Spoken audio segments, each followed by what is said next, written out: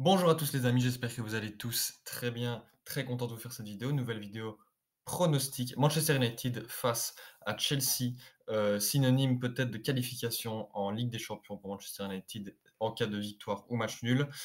Donc voilà, comme d'habitude, on va parcourir un peu l'actualité de deux équipes, etc. Mais avant toute chose, comme d'habitude, n'hésitez pas à vous abonner.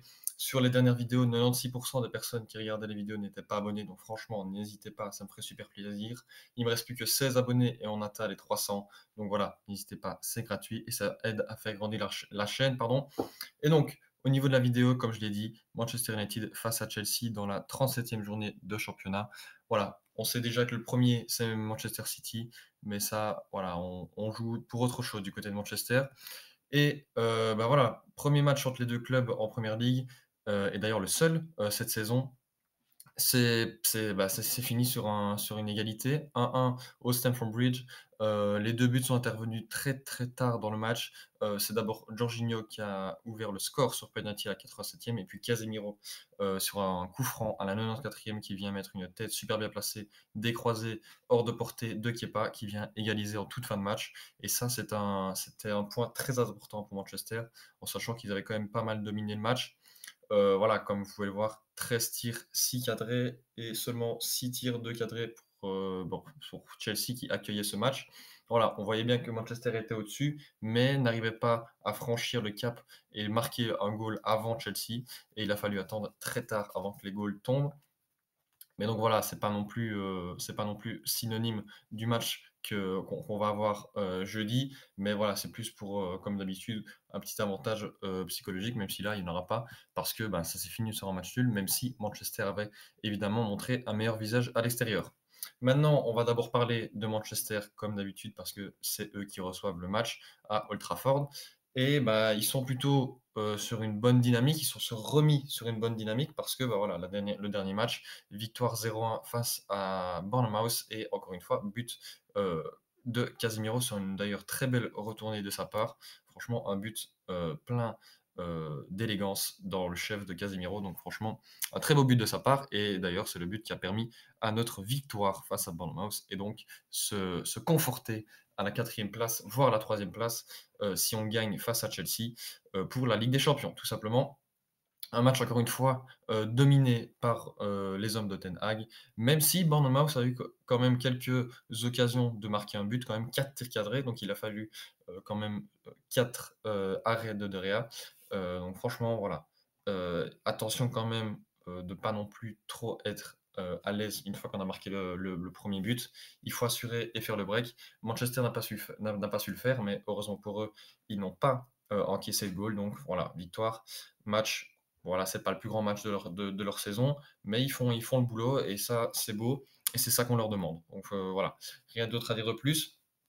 Et comme je l'ai dit, comme j'en parlais, voilà, au niveau de Newcastle et cetera, au niveau du classement, Newcastle qui a partagé hier, du coup, ils sont, à 70 points en 37 matchs et donc ça veut dire que si Manchester gagne, ce match face à Chelsea, ils pourront, bah, monter sur le podium et arriver à la 3e place avec 2 points d'avance sur Newcastle et donc là, ça scellerait, les 4 premières places tout simplement parce que ça voudrait dire que ce sera Man City champion, Arsenal 2e et bah, Newcastle et Manchester United, en tout cas, en Ligue des Champions. Maintenant, à voir si Newcastle serait à 3e, 4e, voilà, ça on s'en fiche un petit peu, même si c'est quand même un petit peu plus beau d'être 3e que 4e, mais voilà, l'important c'est d'aller chercher cette place en Ligue des Champions et donc Liverpool qui n'aura pas droit à cette Ligue des Champions la saison prochaine en cas de match nul ou de victoire de Manchester. Voilà et donc je voulais mettre en plus, sous les projecteurs, je vais dire que, bah, à domicile, Manchester, ils sont très, très chauds, avec 2 matchs de moins que, par exemple, City et Liverpool. Ils sont seulement à 2 points de retard sur eux, donc ça en cas de victoire là face à Chelsea et ben, ils seront tout simplement, bah, 2e de championnat dans cet exercice à domicile. On sait très bien qu'à Old Trafford, Manchester United, ils sont très forts et ça, c'est ça l'important, c'est quand même à domicile d'assurer les points et c'est ce qu'ils font. Donc franchement, chapeau à eux et ça fait toujours plaisir aux supporters. En sachant qu'en plus, au niveau de la série, bah, il y a eu du bon et du moins bon. Victoire face à Aston et puis 2 défaites face à Brighton et puis face à West Ham qui d'ailleurs revient très bien, en cette fin de championnat et puis après victoire, assez tranquille face à Wolverhampton et puis tranquille, à moitié tranquille face à Bournemouth. Donc voilà, ils arrivent, ils abordent ce match avec quand même une bonne dynamique et puis avec en plus, une récompense à la clé parce qu'ils savent que s'ils gagnent ou s'ils font match nul, et ben, ils sont en Ligue des Champions. Donc forcément, c'est un match très important dans les têtes des joueurs. Ils n'ont pas intérêt à tout simplement choke ce match parce que sinon ils vont se faire peur pour le dernier match et c'est jamais bon que tout se joue pour le dernier match. Donc voilà, j'espère qu'ils vont, voilà, assurer le coup, jeudi face à Chelsea. Au niveau des absents, il y a quand même juste, Martinez qui nous fait un peu de mal. Et Sabitzer qui peut, ouais, être dérangeant parce que dans la rotation, au niveau des milieux de terrain, il est quand même important et puis Martinez, c'était quand même le titulaire en défense avec Varane. Voilà, même si on a quand même bien réussi à le remplacer, en mettant tout simplement, voilà, Shaw ou, Lindelof ou même Maguire, même si Maguire maintenant il ne joue plus. Mais voilà, on a quand même bien, su le remplacer et ça, c'est quand même une chose positive du côté de Manchester.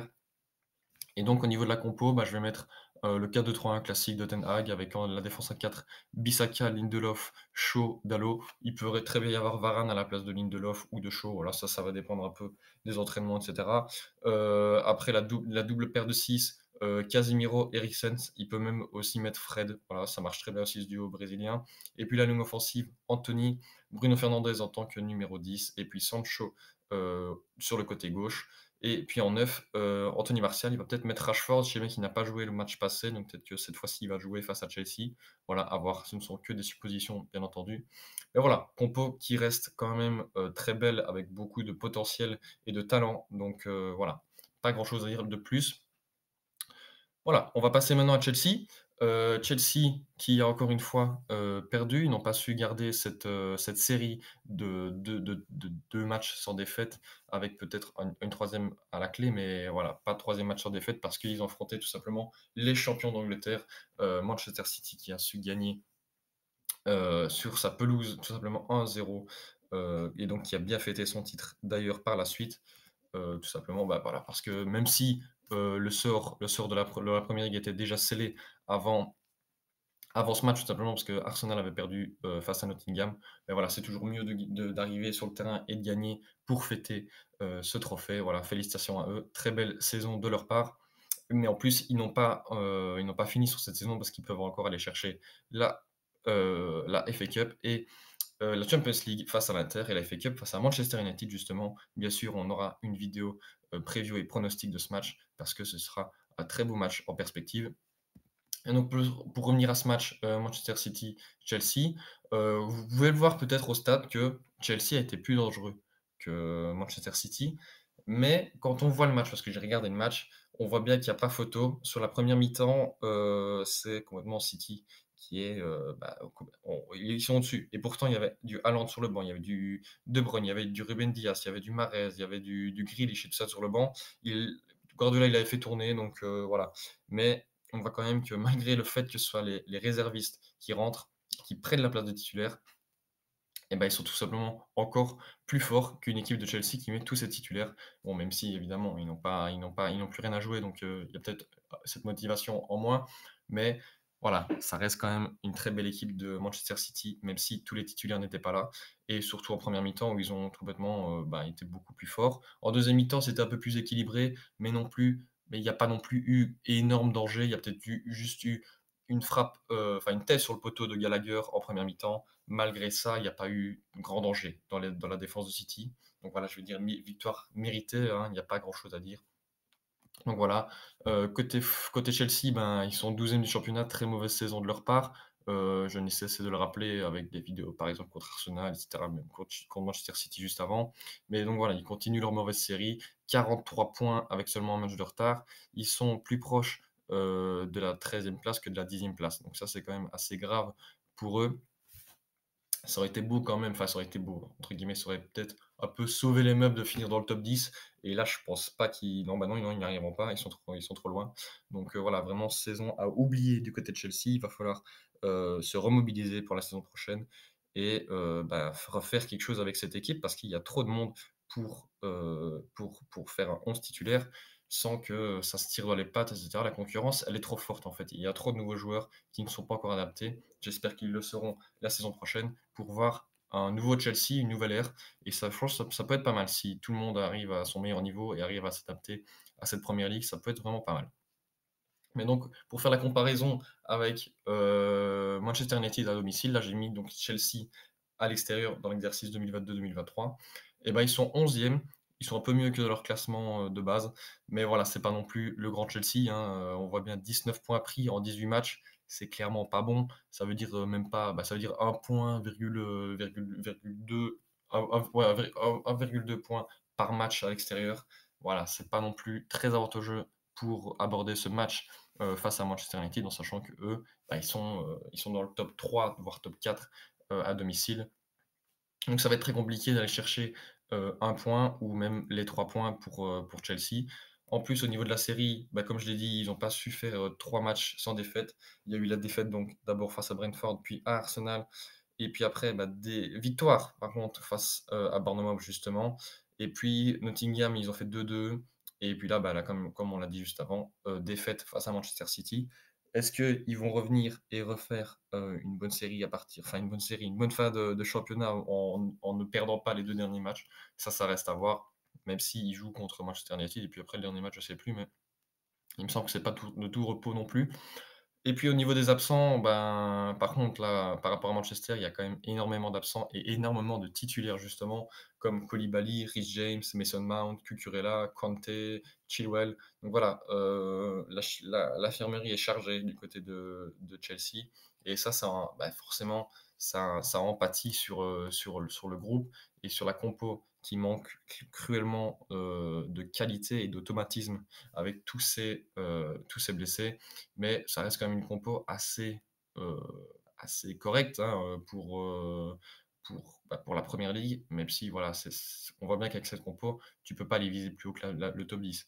J'ai tout mon respect pour ces joueurs, mais avec cette compo-là, pour moi, tu vas taper maximum top 8. Mais bon, c'était comme ça, c'est pas de leur faute, hein, les absents, bien évidemment.